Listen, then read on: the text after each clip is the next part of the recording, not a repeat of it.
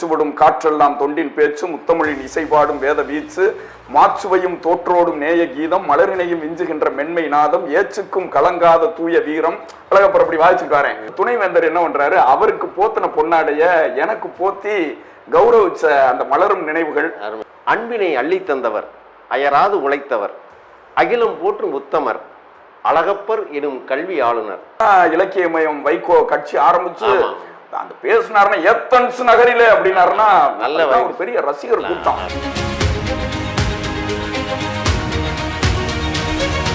வந்தவர்கள் போனவர்கள் கணக்கினிலே வரலாற்றை பார்த்திட்டால் கணக்கு நீளும்னு ஆரம்பிச்சு முழுமையே வைகோவை பத்தி தான் எழுதியிருந்தேன். காரைக்குடி வைப்ஸ் சேனலுக்கு யூடியூப் சேனலுக்கு யாரும் சப்ஸ்கிரைப் பண்ணாம என்ன இருந்தீங்கன்னா நீங்க உடனே பண்ணணும். ஏன்னா ஒரு அருமையான யூடியூப் சேனல்.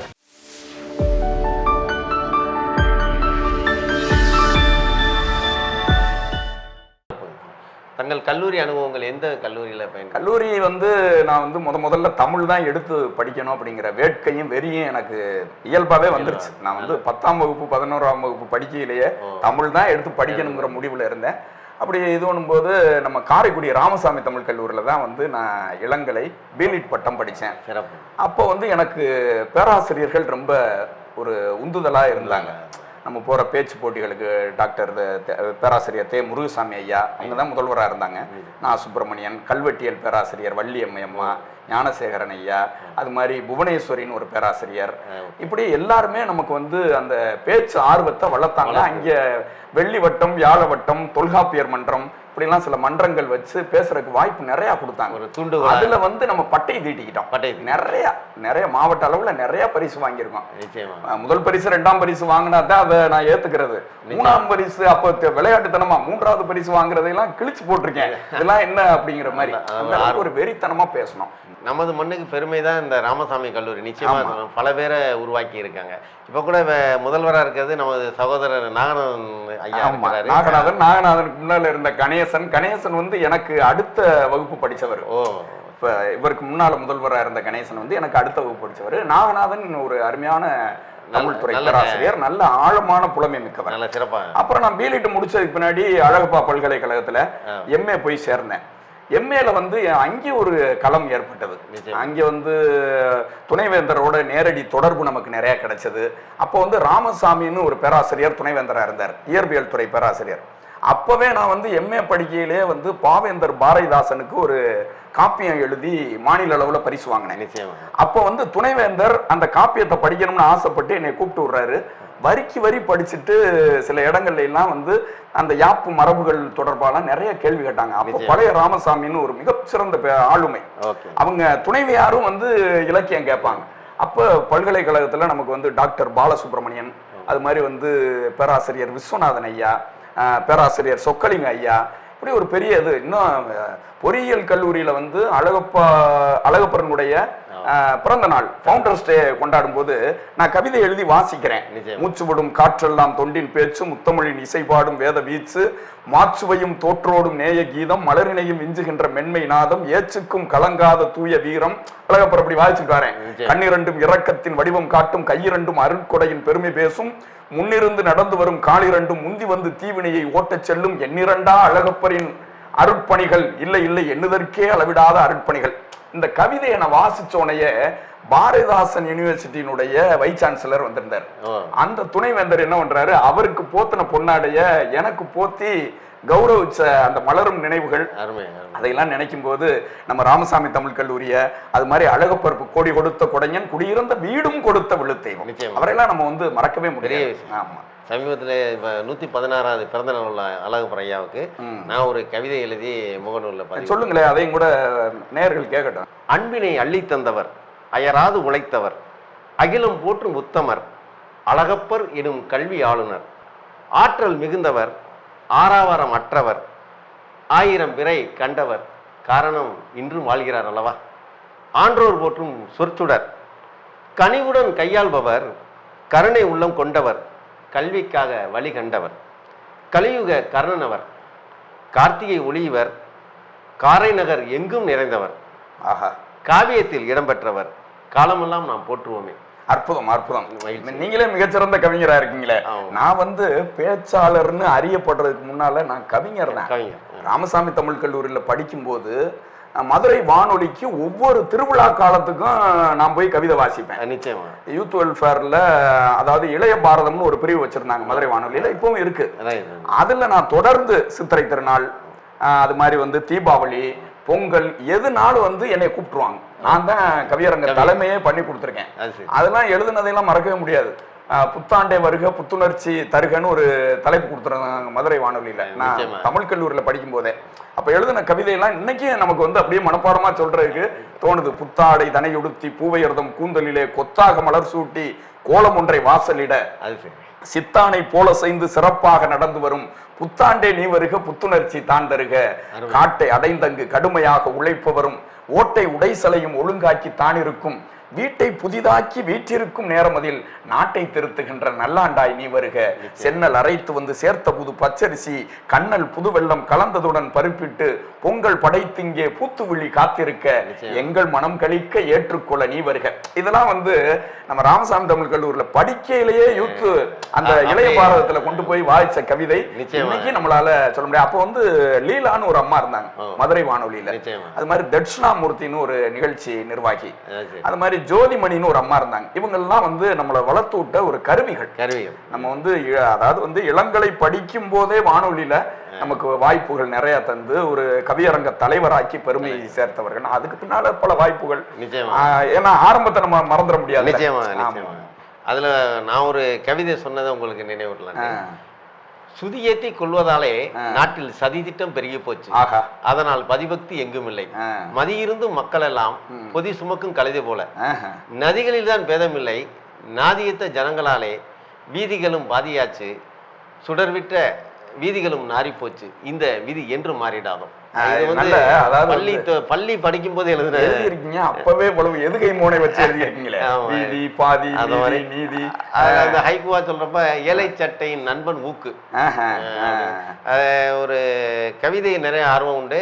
கலைஞருக்கு 99வது நினைவுக்கு எழுதினதுல நமக்கு சிறப்பு செம்மொழி கவிஞர் விருது, கவிஞர் பட்டமும் செம்மொழி கவிஞர். நான் வந்து எம்ஃபில் படிக்கையில எம்ஏ முடிச்சு எம்ஃபில் அப்பதான் நுழைகிறேன். மதிமுக இலக்கிய அணியில ஒரு கவிதை போட்டி மாநில நடத்தினாங்க. நடத்தினது சிவகங்கை மாவட்டம் தான்.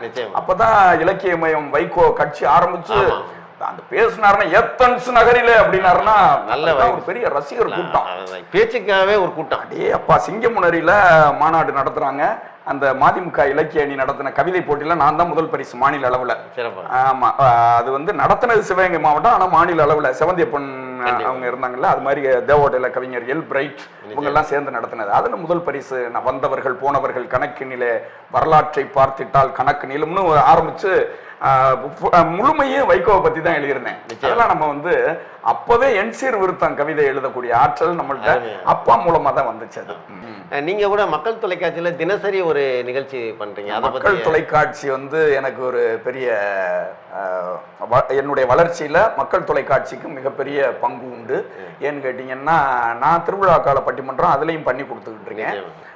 தமிழ் சொல்லும் காவியம் பொதுவா வந்து இப்ப வந்து அரசியல் சார்பா பேசல, மக்கள் தொலைக்காட்சிக்கு என்ன சிறப்பு அப்படின்னு பாத்தீங்கன்னா, தமிழ்லயே எல்லாத்தையும் கொடுக்கணும்னு நினைப்பாங்க. சினிமா இல்லாத தொலைக்காட்சி. நிச்சயமா. அதாவது வந்து தமிழ் சார்ந்த நிகழ்ச்சி, அதுல ஒரு தெருக்கூத்துன்னு கூட ஒரு நிகழ்ச்சி இரவுல வந்து தெருக்கூத்துன்னு ஒண்ணு போடுவாங்க. இப்ப என்னைய வந்து என்னுடைய ஆற்றலை பார்த்துட்டு அவங்க தமிழ் சொல்லும் காவியம் அப்படின்ட்டு தமிழ்ல வந்த காவியங்களை எல்லாம் தினசரி பேச சொல்லியிருக்காங்க. புராண கதையெல்லாம் தொடர்ந்து பேசிக்கிட்டு இருக்கேன். ஒரு 3 ஆண்டுகளா பேசுறேன். சிலப்பதிகாரம், அது மாதிரி குடும்ப விளக்கு, பாஞ்சாலி சபதம், இதெல்லாம் வந்து இப்ப பாஞ்சாலி சபதம் போயிட்டு இருக்கு. ஆமா, மக்கள் தொலைக்காட்சி ஒரு தமிழுக்கான நிச்சயமா இது வந்து இன்றைய தலைமுறைக்கு தேவையான நிகழ்ச்சி. அதே மாதிரி நீங்க மக்கள் தொலைக்காட்சின்னு சொன்னோன்னு வந்து சென்னையில என்னை வளர்த்து விட்ட நிறுவனம் வந்து பொதிகை தொலைக்காட்சி. அதுல வந்து பன்னீர்செல்வம்னு ஒரு தயாரிப்பாளர் இப்பவும் தொடர்ந்து கூப்பிட்டுக்கிட்டு இருக்கிறாரு. நிறைய நிகழ்ச்சி அதில் பண்ணியிருக்கேன். நானே கிட்டத்தட்ட ஒரு 40க்கும் மேலான தமிழறிஞர்களை இலக்கிய ஏடுன்னு ஒரு பகுதியில நேர்காணல் பண்ணியிருக்கேன். இரா பொன் செல்வ கணபதி, நம்ம அருணாகப்பன் ஐயா, அது மாதிரி திருச்சி கலைக்காவிரியினுடைய முதல்வர், மிகச்சிறந்த ஆளுமைகள், அது மாதிரி வந்து ஏர்வாடி ராதாகிருஷ்ணன், கவிஞர் பொன்னடியான், கவிஞானி பிரைசூடன், இவங்கள்ட்ட எல்லாம் நான் நிறைய நேர்காணல் பண்ணியிருக்கேன். ஒரு 48 தமிழறிஞர்கள்ட்ட நான் பேட்டி எடுத்திருக்கேன். ரொம்ப சிறப்பு. ஆமா, அதுல வந்து ஆண்டாள் பிரியதர்ஷின்னு ஒரு அம்மா இருந்தாங்க, டாக்டர் பாலரமணின்னு ஒருத்தர் இருந்தாரு. அவங்க எல்லாம் வந்து நம்மளை பொதிகை தொலைக்காட்சியில தொடர்ந்து வாய்ப்பு கொடுத்து நம்மளை இன்னமும் நிகழ்ச்சிக்கு அழைச்சிக்கிட்டு இருக்காங்க. அதில் குறிப்பாக சொல்லணும்னா நீங்கள் தேவோட்டை பணியில் இருக்கிறதுனால நீங்கள் தேவோட்டை பேச்சாளர், நான் தேவோட்டையில் படித்ததுனால தேவோட்டை பேட்டியாளராக இருக்கேன். அது ஒரு ஏன்னா ஊரோட இது. நீங்கள் சொன்ன மாதிரி பெயர் வைக்கிறதுக்கு பொன்னியின் செல்வன் போன்ற நாவல்களே எத்தனையோ அழகு தமிழ் பெயர்கள்லாம் இருக்குது. அதுகளை வச்சே நம்ம நல்ல நல்ல பெயர்கள் அந்த காலத்தில் வச்சுட்டு தான் வந்தாங்க. இப்போ அதெல்லாம் மறந்துட்டு போயிட்டு இருக்கு. அதே போல் பார்த்தீங்கன்னா தொலைபேசி இருக்கும்போது நம்ம மூளைத்திறன் செயல்பாடு நல்லா இருந்துச்சு. அனைத்து எண்களும் நினைவில் இருக்க முடியும். சமீபத்தில் அலைபேசி வந்ததுக்கு பிறகு யார் தான் மனைவி நம்பர் கூட தெரியாத அளவுக்கு இப்போ சமூகம் போயிட்டு இருக்கு. தன்னோட நம்பர் சொல்ல தெரியல. இது எல்லாத்துக்குமே காரணம் நம்ம மூளை போல ஒரு பவர் கம்ப்யூட்டருக்கு கிடையாது. ஆனால் கம்ப்யூட்டர் தான் பவர்ன்ட்டு இவங்க மூளையை மழுங்கடிச்சிட்டு இருக்காங்க இன்றைய இளைய தலைமுறைகள். அது ஒரு ஏன்னா அந்த காலத்தில் 90 வயசு பாட்டிக்கு இருந்த ஞாபக சக்தி இன்னைக்கு ஒரு பயணத்தில் ஒரு வாலிபன் வந்து ஒரு வண்டி சாவியை தேடுவதும் ஒரு சின்ன விஷயங்கள் கடைக்கு போனோம் என்ன வாங்கணும் இந்த அளவுக்கு அவன் அந்த அலைபேசி அவனை ரொம்ப மூழ்கடிச்சிட்டு இருக்குங்கிறது. இதெல்லாம் உங்களை போன்ற ஆசிரியர்களால தான் நிச்சயம் மாற்றம் வரும். அதுக்கும் நாங்கள் நன்றி சொல்லி சேர்ந்து போராடுவோம். என்ன பண்றது, ஏன்னா இளைய தலைமுறையை பார்க்கல நமக்கு கவலையாக தான் இருக்கு. நிச்சயமாக நிச்சயம். தாங்கள் வாங்கிய விருதுகளை பற்றிய விவரங்களை தெரிஞ்சுக்கணும். ஆமாம், அதாவது வந்து நான் படிக்கிற போதே வந்து நான் ஏற்கனவே சொன்ன மாதிரி பாவேந்தர் பாரதிதாசன் காப்பியம் எழுதி காப்பிய கவிஞர் என்ற பட்டத்தை பெற்றேன். அது மாதிரி நான் சென்னையில் பணியாற்றும் போது விழுதுகள் தொண்டு நிறுவனம் அப்படிங்கிற ஒரு அமைப்பு வந்து எனக்கு நற்றமிழ் நாயகர் அப்படின்னு ஒரு விருது கொடுத்தாங்க. திருவள்ளூர் இலக்கிய சங்கமம் அவங்க வந்து சொல்லரசர்னு ஒரு விருது நமக்கு கொடுத்தாங்க. நம்ம காரைக்குடியிலேயே வந்து நம்ம வீரகவி முடியரசனார் அவைக்களம் இருக்குல்ல, வீரகவி முடியரசனார் அவைக்களத்துல வீரகவி முடியரசனார் விருது அப்படின்னு ஒரு 100 கவிஞர்களுக்கு கொடுத்தாங்க. நம்ம சுபவி ஐயாவை வச்சுதான் கொடுத்தாங்க. அவர்கிட்ட விருது வாங்கினா அது மாதிரி நீங்க உங்களுக்கு வேண்டப்பட்ட கார்த்திகேயன் பள்ளியிலே 2 ஆண்டுகள் தொடர்ந்து அண்ணன் சார் விருதுன்னு ஒண்ணு கொடுத்தாங்க. அப்புறம் வந்து பேச்சாளர் சுகி சிவம் விருதுன்னு ஒண்ணு கொடுத்தாங்க. மாதிரி தொடர்ந்து நம்ம விருதுகள் நிறைய வாங்கிக்கிட்டு இருக்கோம். அரசு விருதுகளுக்கு இன்னும் விண்ணப்பிக்கல. நம்ம நண்பர்கள் அப்படின்லாம் சொல்லிக்கிட்டு இருக்காங்க நீங்க விண்ணப்பிங்க அப்படின்ட்டு. நான் அரசு விருதுகளுக்கு விண்ணப்பிக்கல, அடுத்தடுத்து அதுகளுக்கு விண்ணப்பிக்கணும் அப்படிங்கிறது தான் நோக்கம். நிறைய விருதுகள் இலக்கிய விருதுகள் வாங்கி ரொம்ப மகிழ்ச்சி. குடும்பத்தை பத்தி? ஆமா, அம்மா காலமாயிட்டாங்க. அப்பா வந்து சித்த மருத்துவரா இன்னமும் வேலை பார்த்துக்கிட்டு தான் இருக்காங்க. ஒரு அக்கா, ஒரு தங்கை, தம்பி. வாழ்க்கைன்னு தனியா பார்க்கும்போது இல்லற வாழ்க்கை துணைவியார் வந்து மருந்து ஆளுநர் சுஜா ராணி அப்படின்ட்டு. அது மாதிரி பையன் வந்து இப்போ யூஜி காருண்யா யூனிவர்சிட்டியில் முடிச்சுட்டு இப்போ பிஜி வந்து இசிஇ படிச்சுக்கிட்டு இருக்கிறாரு கிரசன்ட்ல சென்னையில். பாப்பா வந்து மகரிஷி பள்ளியில் 11ஆம் வகுப்பு படிச்சுக்கிட்டு இருக்காங்க. நல்ல குடும்பம், நல்ல பிள்ளைங்க, ஏதோ மகிழ்ச்சியா போயிட்டு இருக்கு. இலக்கிய பணியோடு சேர்ந்து இல்லற பணியும் சிறப்பா இயங்கிக்கிட்டு இருக்கு. ரொம்ப சிறப்பு. நல்லாவின் பால் முழுவதும் கன்றுக்கில்லை, நறும்புவின் மனம் முழுவதும் சோழைக்கில்லை, நெல்லாகும் கதிர் முழுவதும் நிலத்துக்கில்லை, நிறைகின்ற நீர் முழுவதும் குளத்துக்கில்லை, பல்லாரும் கனி முழுவதும் மரத்துக்கில்லை, பன்னாரம் இசை முழுவதும் யாழுக்கில்லை, எல்லாமே பிறர் குலைக்க காணுகின்றேன், என் வாழ்வும் பிறக்கனவே இருத்தல் வேண்டும். நன்றியுடன் உங்கள் அனந்தகிருஷ்ணன். ரொம்ப மகிழ்ச்சிங்க உங்களை சந்திச்சதுல. அதாவது வந்து இன்னைக்கு தமிழே சரியா பேசாத காலத்துல நீங்களே நல்லா தமிழ் பேசுறீங்க. நீங்க நேர்காணல் கண்டதுக்கு ரொம்ப மகிழ்ச்சி. காரைக்குடி வைப் சேனல் ஒரு அற்புதமா தமிழ் அறிஞர்களை எல்லாம், காரைக்குடி பிரபலங்களை எல்லாம் நீங்க பேட்டி எடுத்துக்கிட்டு நேர்காணல் பண்ணிக்கிட்டு இருக்கீங்க. தொடர்ந்து உங்கள் பணி சிறக்கணும்.